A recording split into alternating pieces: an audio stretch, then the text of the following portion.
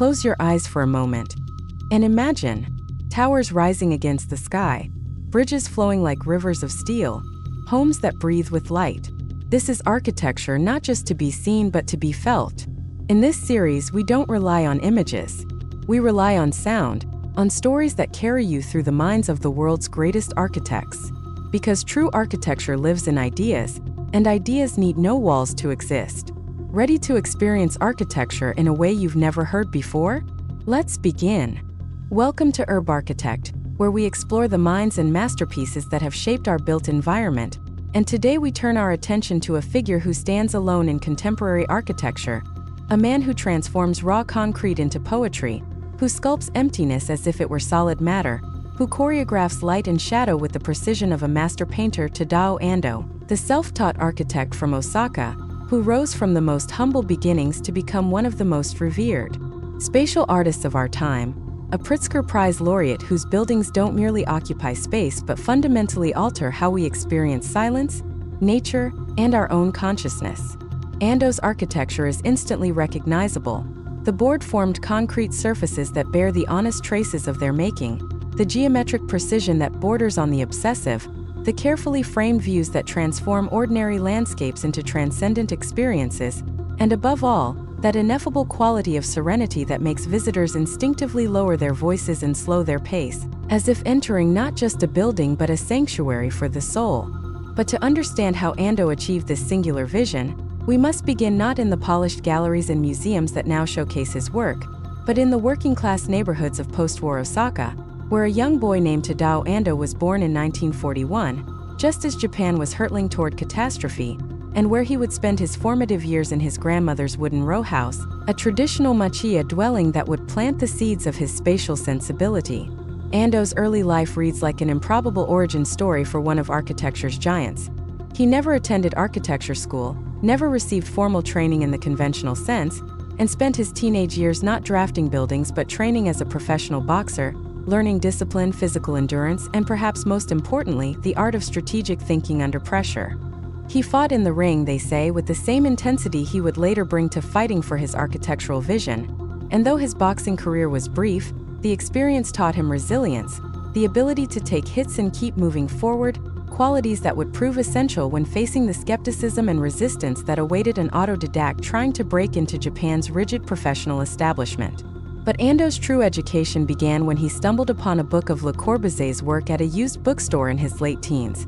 And that chance encounter ignited an obsession that would shape the rest of his life.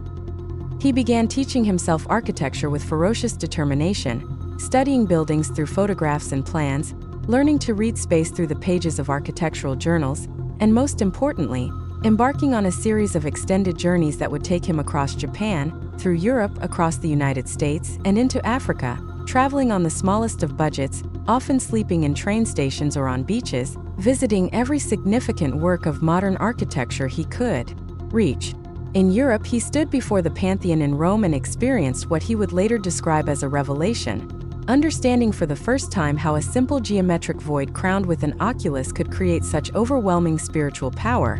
how the interplay of mass and void, light and shadow, could transcend mere construction to touch something eternal in the human psyche. He walked through Louis Kahn's buildings and absorbed the American master's profound understanding of light, structure, and monumentality, seeing how Kahn gave even modern concrete the gravitas of ancient stone. He studied Le Corbusier's chapel at Ronchamp and the monastery at La Tourette,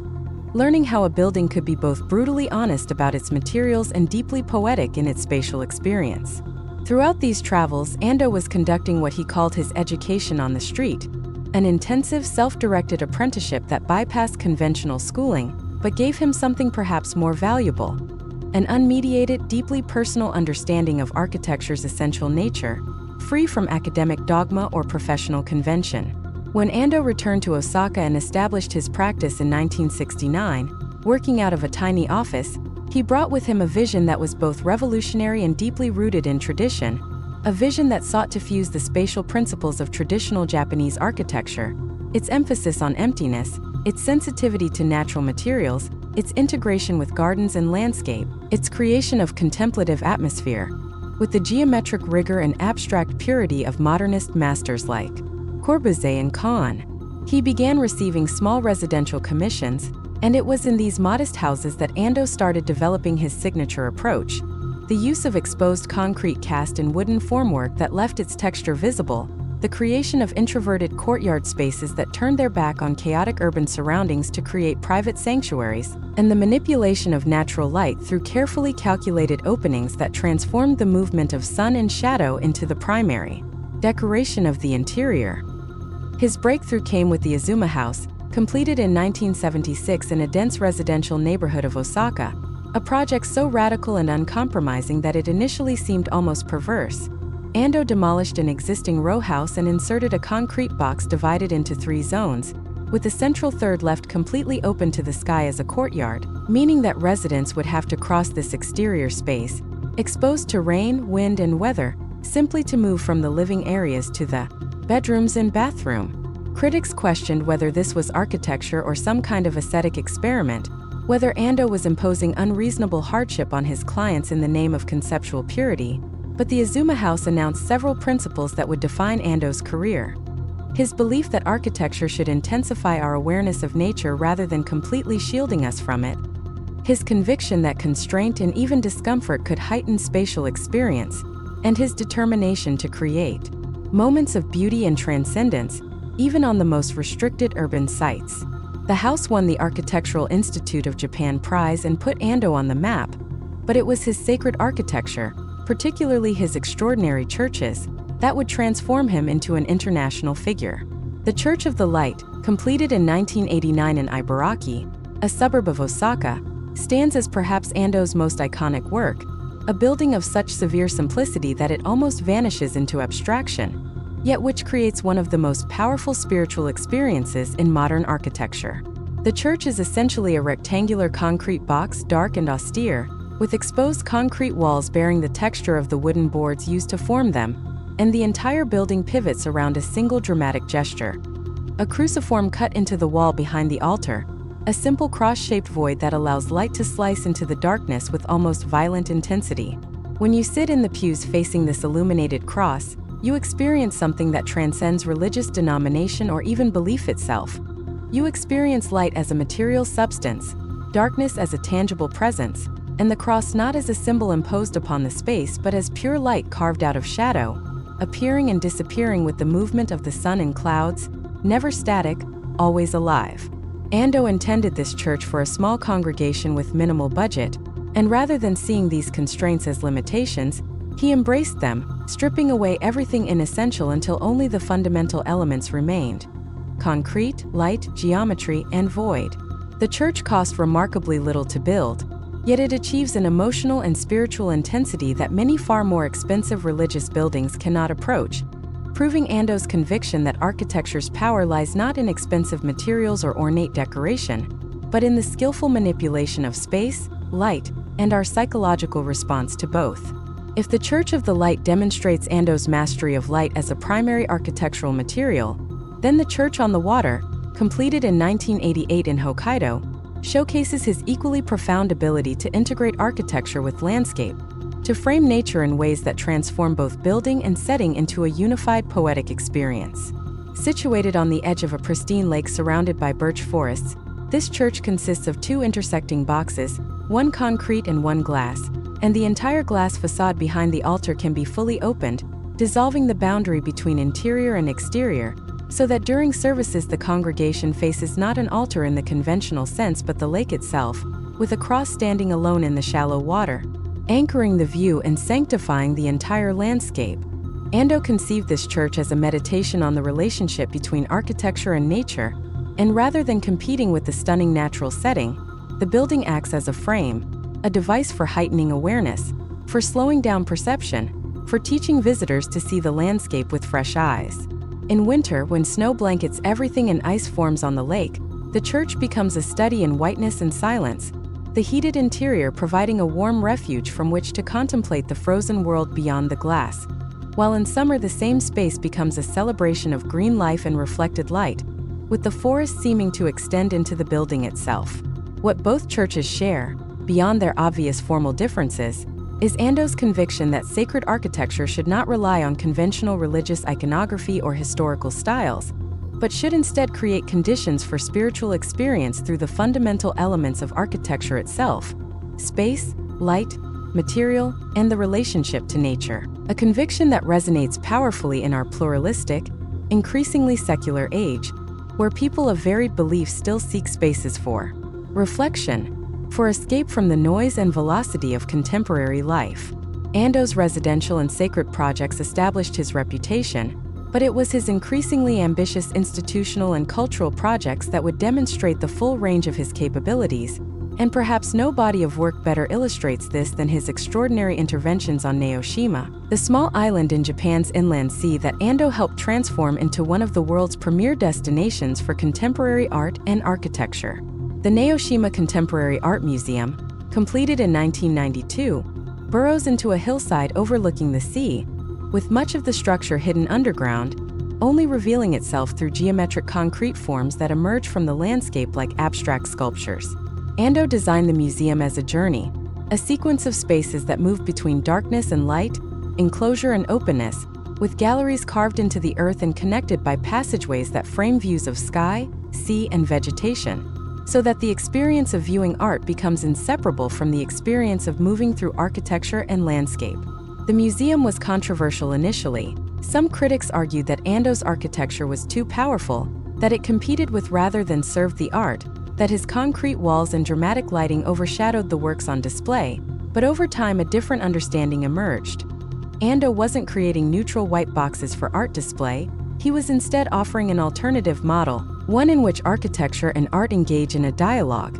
where spatial experience and aesthetic contemplation interweave, where the journey between artworks becomes as significant as the artworks themselves. The Chichu Art Museum, completed in 2004 on the same island, takes this approach even further, creating what might be Ando's masterpiece of integration between architecture, art, and sight. Built to house a small number of major works, including several of Claude Monet's Water Lilies paintings and important installations by James Turrell and Walter de Maria, the museum is almost entirely underground, invisible from most vantage points, with only geometric skylights and courtyards penetrating the earth to reveal its presence. Ando worked closely with the artists whose work the museum would house, designing specific spaces for specific artworks, creating rooms that are themselves artistic interventions, where concrete, light, and geometry create environments that amplify and transform the experience of the art they contain. The Monet Room is perhaps the most remarkable,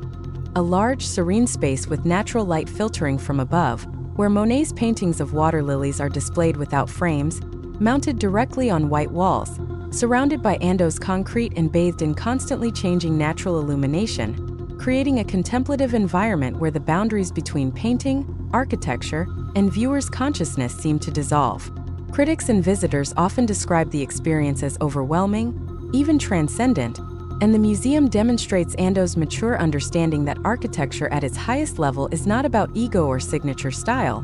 but about creating conditions for profound experience, for encounters with art, nature, and ultimately with ourselves. The Water Temple, or Hanpakuji, completed in 1991 on Awaji Island, represents yet another dimension of Ando's genius, showcasing his ability to work with existing religious traditions while introducing radically new architectural ideas. This Buddhist temple consists primarily of a cylindrical concrete structure buried beneath an oval lotus pond, so that visitors must descend a staircase that cuts through the water itself, walking down through the floating lotus flowers into the dimly lit interior below. The descent is carefully choreographed. First you encounter the lotus pond, a perfectly oval mirror of water and sky that seems to float on the hillside. Then you realize there is a division cutting across it, and as you begin descending the stairs, the water rises on either side, the lotus flowers close enough to touch, and you move from the bright exterior world into increasing dimness, until you reach the bottom and turn to enter the temple proper.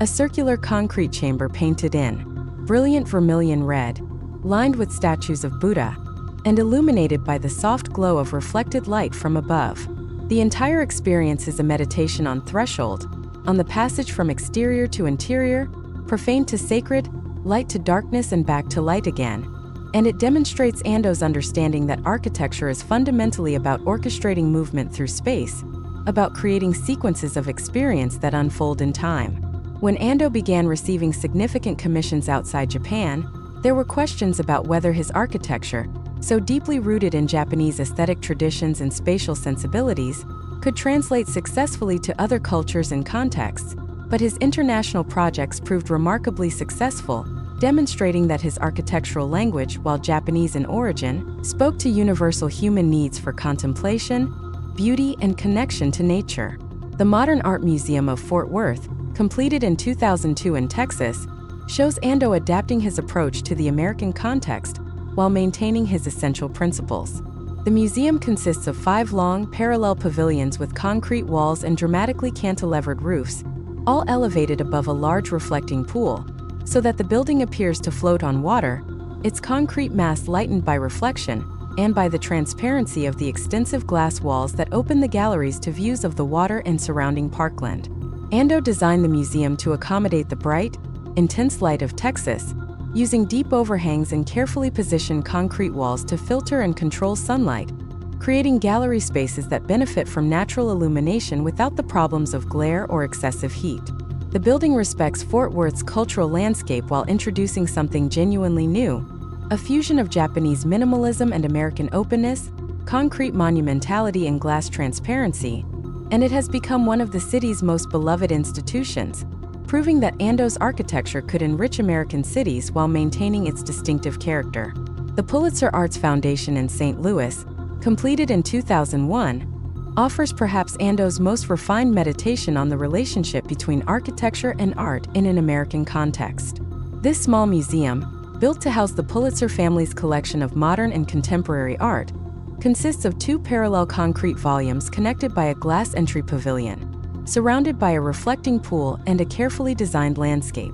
Ando worked closely with the Pulitzers to create spaces tailored to specific artworks, including a dedicated room for an Ellsworth Kelly sculpture and a reflecting pool court designed for a Richard Serra sculpture. The building demonstrates Ando's conviction that less is more, that restraint and precision create more powerful experiences than abundance and variety, and the museum has been praised for achieving a sense of timelessness, a quality of serenity that seems impossible in the busy, traffic-filled urban fabric surrounding it. Throughout his career, Ando has remained committed to concrete as his primary material, and understanding his relationship with concrete is essential to understanding his architecture. For Ando, concrete is not the cold, brutal material it appears in so many modern buildings, but rather a living substance capable of recording time, accepting the effects of weather and age, showing the traces of its construction, and creating surfaces of surprising warmth and texture. He insists on using wooden formwork that leaves the grain of the boards visible in the finished surface, transforming industrial concrete into something that maintains a connection to natural materials and traditional craft. He obsesses over the mixing ratios, the pouring techniques, the curing processes, the removal of formwork, because he knows that concrete's appearance and performance depend entirely on the skill and care exercised during these processes. His concrete is always smooth but never polished, refined but never slick, and it weathers beautifully, accepting stains and patinas that add rather than detract from its beauty. This approach to materiality reflects deeper values: honesty about construction, respect for craft, acceptance of imperfection and time's effects, and a belief that buildings should improve with age rather than beginning a process of deterioration from the moment of completion. Ando has faced criticism throughout his career, and it's worth acknowledging these critiques because they reveal important tensions within his work and within contemporary architecture more broadly. Some critics argue that his architecture is too austere, too unforgiving, that his commitment to geometric purity and material honesty creates buildings that are beautiful but uncomfortable, spaces that serve the architect's vision more than the user's needs. The Azuma House and similar projects demonstrate that Ando is willing to impose significant constraints on inhabitants in pursuit of spatial and experiential goals, and reasonable people can question whether this represents admirable discipline or troubling authoritarianism. Others point out that concrete, despite its aesthetic appeal in Ando's hands, is an environmentally problematic material, responsible for significant carbon emissions, and that his continued reliance on it seems increasingly difficult to justify in an era of climate crisis. Some argue that his work, for all its spiritual aspirations, remains fundamentally elitist, creating museums and cultural institutions that serve educated, affluent audiences while doing little to address urgent needs for affordable housing, sustainable communities, or social equity. These critiques deserve serious consideration, yet they don't diminish Ando's achievements so much as contextualize them, reminding us that even the greatest architects work within constraints, contradictions, and compromises, and that architecture always involves trade-offs between competing values and goals. What makes Ando's work enduringly significant, what continues to make it essential study for architecture students and practicing professionals alike, is not that he has solved all of architecture's problems or reconciled all its contradictions, but rather that he has pursued a singular vision with uncompromising intensity, demonstrating possibilities that mainstream practice often ignores or abandons. In an architectural culture increasingly dominated by digital spectacle, parametric complexity, and buildings that seem designed primarily to generate striking images for Instagram, Ando's work insists on slowness, on depth, on experiences that cannot be captured in a photograph because they unfold in time and depend on bodily movement, changing light, and contemplative attention. In an era of sustainability concerns, when architects are rightly being pushed to consider life cycle impacts and carbon footprints, Ando's buildings demonstrate that beauty, durability, and minimal material palette can be forms of sustainability, that buildings designed to last centuries and to improve with age represent a different approach to environmental responsibility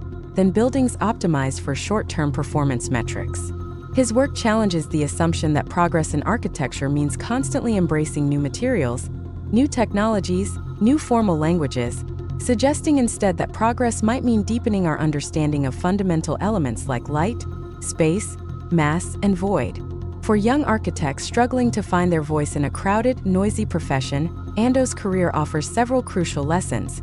First, that formal education, while valuable, is not the only path to mastery, that self-directed study, travel, and careful observation of buildings can provide equally rigorous training. Second, that constraints, whether budgetary, site-based, or programmatic, can be opportunities rather than obstacles, chances to discover essential truths by stripping away the inessential. Third, that developing a distinctive architectural language requires both looking outward to learn from history and precedent, and looking inward to discover what genuinely moves and compels you.